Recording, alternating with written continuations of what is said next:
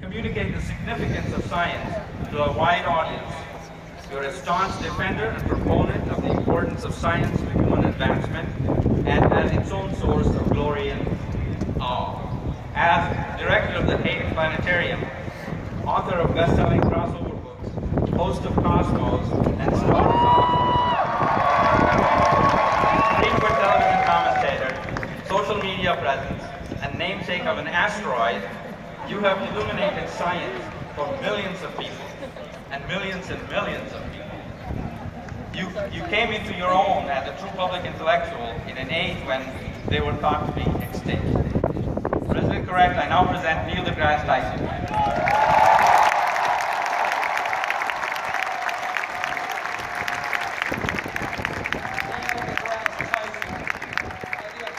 Vested in me by the Board of Trustees of the University of Massachusetts, I confer upon you the degree of Doctor of Science, honoris causa. In accordance with usual custom, you are entitled to all the rights and privileges which pertain to this degree, here and elsewhere.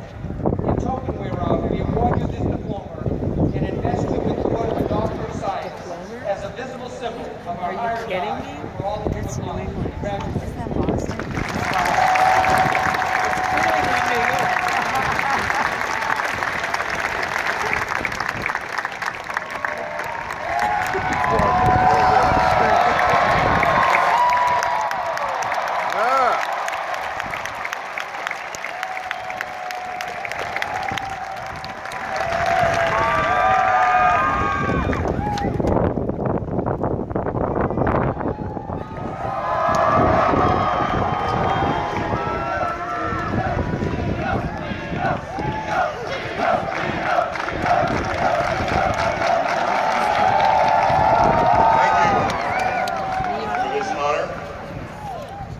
When I first arrived in the probate room, I had to figure out, well, who was the president and the chancellor, and they were the one wearing the most bling, right? And in the hood, that's called bling, just so you know, all right?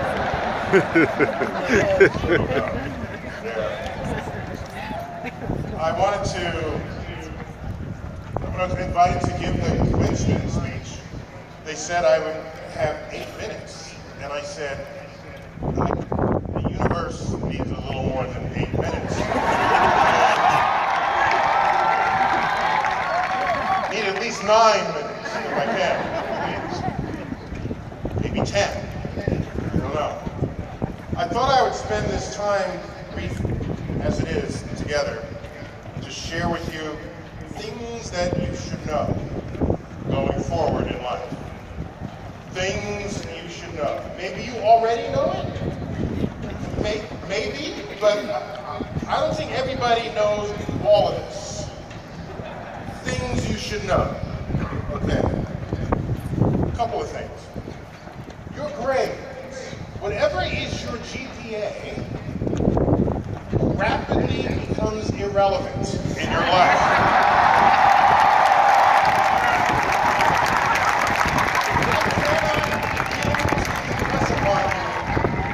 How irrelevant it becomes. Ask anybody just a few years older than you, when was the last time someone asked your GPA? They will have long forgotten. Because in life, they're not going to ask you your GPA. They're going to ask you, are you a hard worker? Are you a problem solver? Are you committed? Can you focus? Are you a good leader?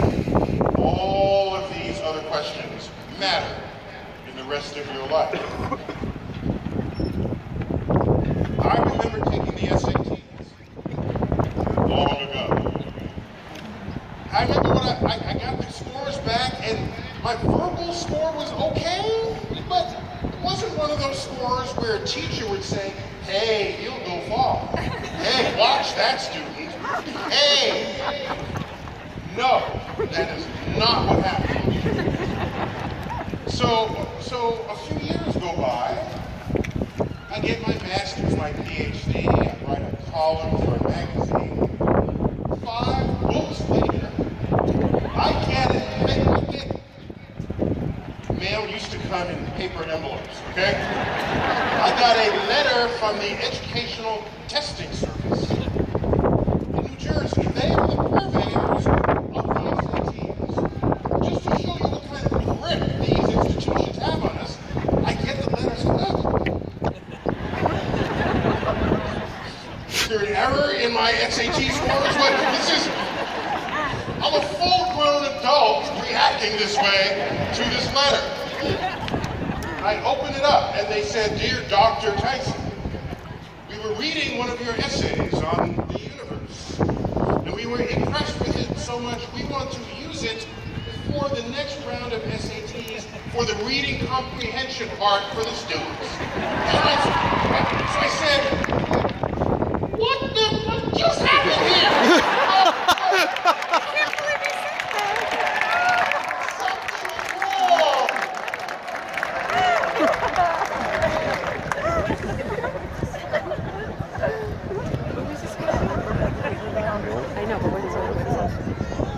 If the exam means anything, if the GPA means anything, it's what you were in that moment.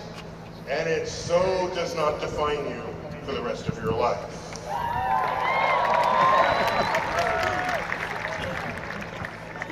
Another thing, the most dangerous people in a free society are those who don't know. By the way, it's okay to not know. This is what school is for. That's okay. But if you don't know, but think you do know, and have power over legislation that would affect others.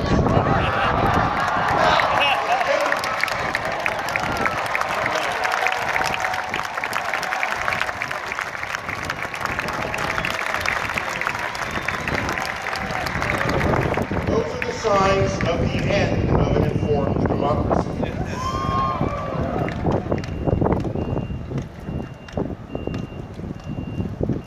Science matters.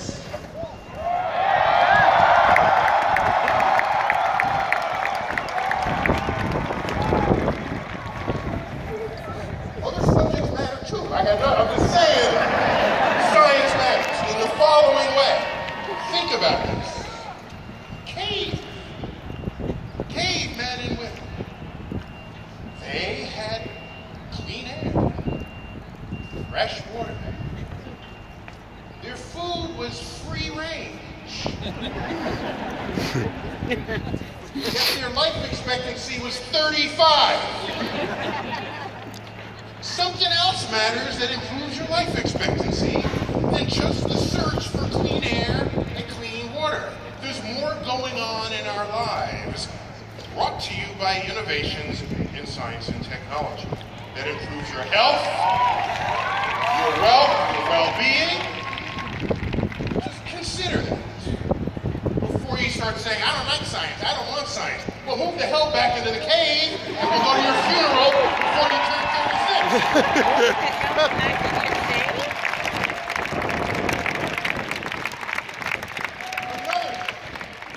Just a list. That's all. Just going down the list. It has become a pastime to blame politicians for the ills of the world. And I understand the urge to do that. I get that. However,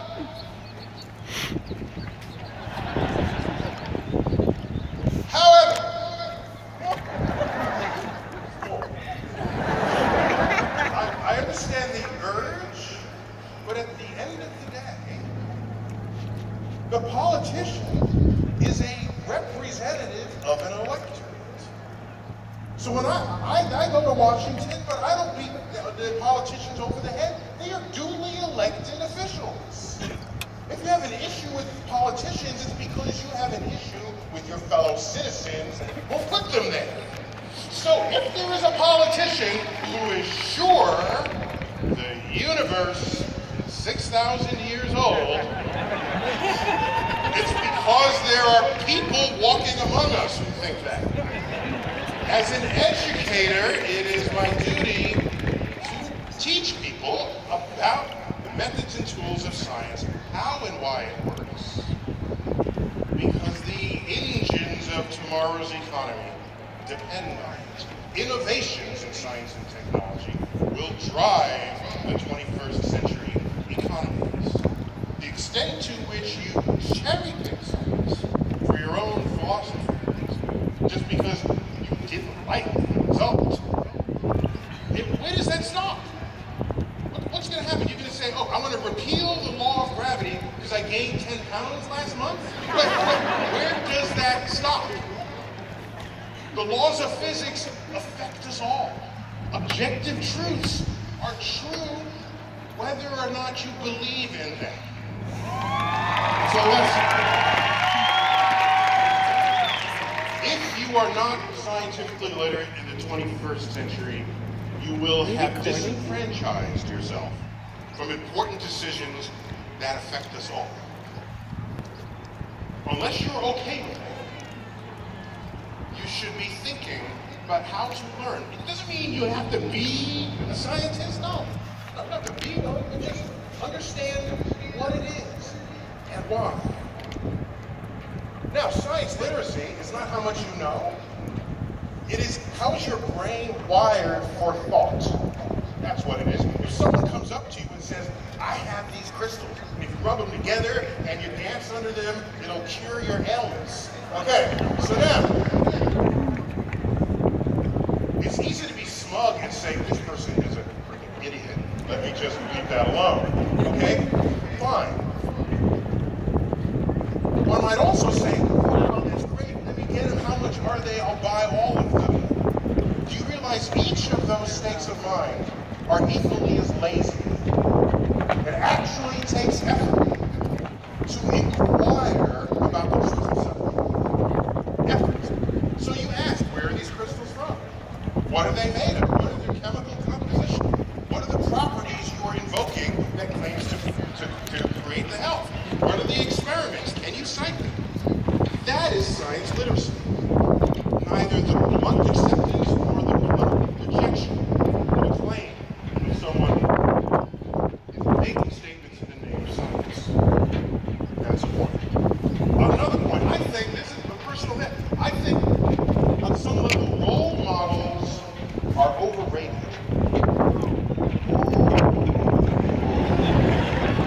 Well, let me tell you why. I'm going to tell you why. Growing up in the Bronx, Bronx in the house, had I required as a prerequisite that another black man from the Bronx had become an astrophysicist for me to become one, I'd still be in the Bronx. If you require a role model who looks just like you to be something you want to be and you can't find one, is that a reason to not be what you want to be? No! So my argument is simple. You can assemble your role model, get the people who do what you like, but you don't have to be them. Just be the piece of them that you want to be. And then if someone who's moral, you do that. Someone who's athletic, you do that. So you don't have to be the whole person. That protects you from when the person messes up in some fundamental way. There isn't this fear that now you have to go mess up too, because that's what your role model did. So I encourage people to assemble their role models a la carte. That is a far more potent way to establish what it is you may become in this world. Now, a couple of things just cosmically. The universe is bigger than you are. Lesson one. Okay? That sounds obvious, but some people don't really know that. Number two, Earth. If someone invites you to go to Mars, excuse me, pardon me. Remember how beautiful Earth is before you do that? You can breathe the air, like this. However, do not forget that Earth is really good at killing 90%, over 97% of all the species of life on Earth that have ever existed are now extinct because of Earth. So we think of Earth as a haven, but in fact it is out to kill us every opportunity it gets. It's our ingenuity, in spite of that fact, that prevents it. The sun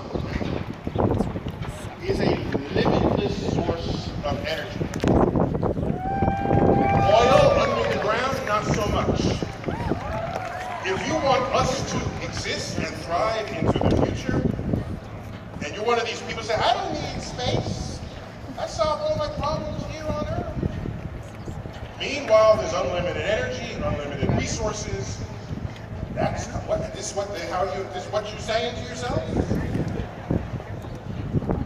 Move back to the 80s, because in fact that's where you will land when this is over. And I want to leave you with 2 more points. I grew up during the Cold War, as did many on this stage. We used to say we are the leaders of the free world here in America. Russia, they're not free. They have to show their IDs everywhere they go. That country spies on their own citizens.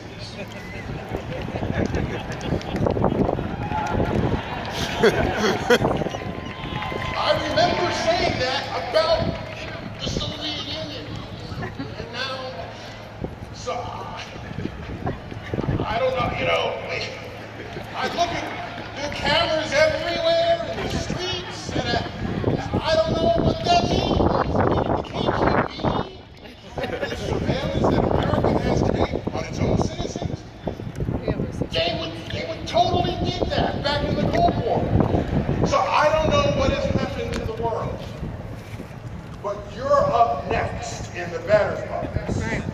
It's up to you. If it's okay with you that everybody's looking at you, all right. It's not okay with me. It's not okay with people who remember what it really meant to live in a free society.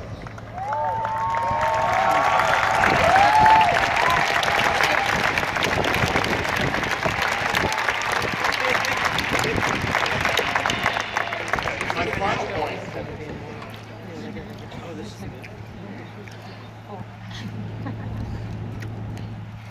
We live in a world where not everyone has the urge to help others.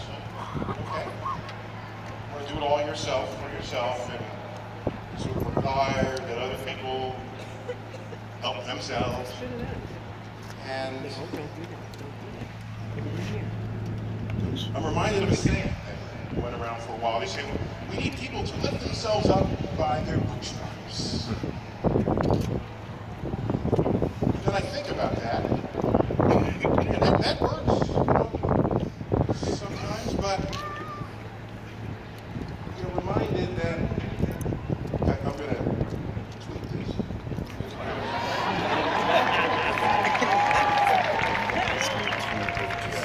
I'm feeling it. He's going to tweet? Just take a second.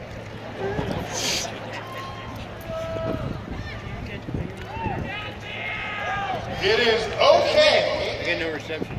to encourage others to pull themselves up by the bootstraps.